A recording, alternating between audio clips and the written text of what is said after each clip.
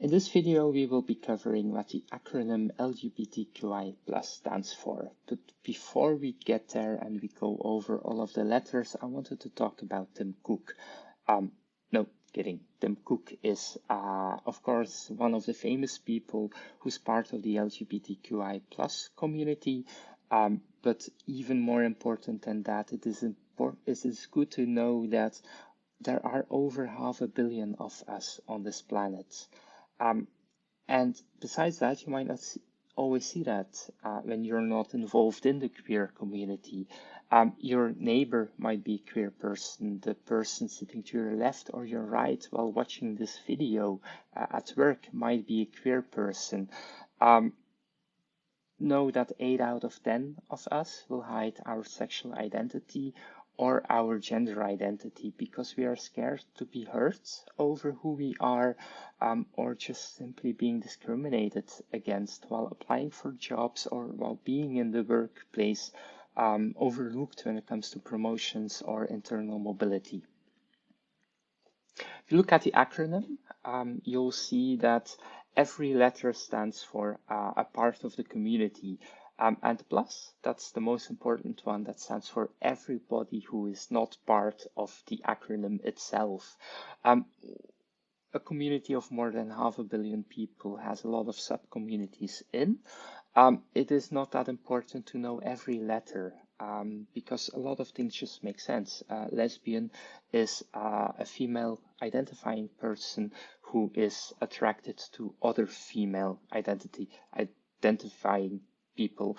But to make it matters a little bit more difficult, I am a female identifying person and I am in love with a non-binary person, so a person who does not belong to any kind of a gender, not male or female at least, but I still identify as lesbian. It's not about knowing what every letter means. It is about respecting and accepting when a person identifies as, for example, being asexual. We don't question that.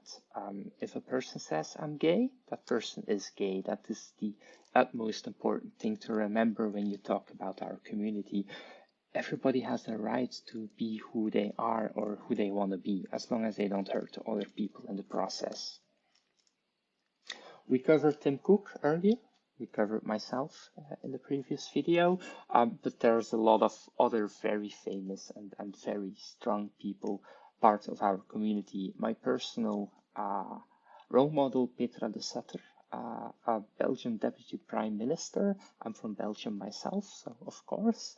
Ellen DeGeneres, we all know her as a comedian and a TV host, but we have other politicians, we have artists. As I said, it could be your neighbor, it could be anyone who is part of the queer community. If you look at a couple of other things, other words that are being used that you can hear me use in this training, I think the most important one is the difference between cis and trans. I am trans, which means I identify with a different gender than I am born with. I am a trans woman, actually.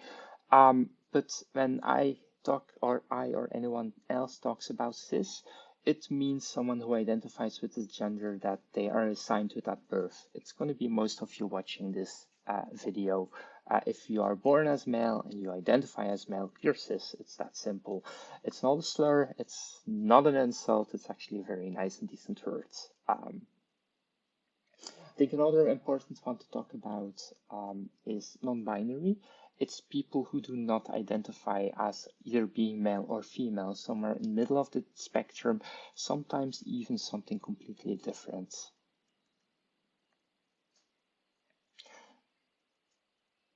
You've all seen the flag, the Progress Pride flag, as it is officially called. I think when it comes to the colors, we recognize the flag everywhere. I think the most important thing to talk about when it comes to this flag is that if you look here to the black and the brown parts of the flag, they actually mean people who are not white, people of color.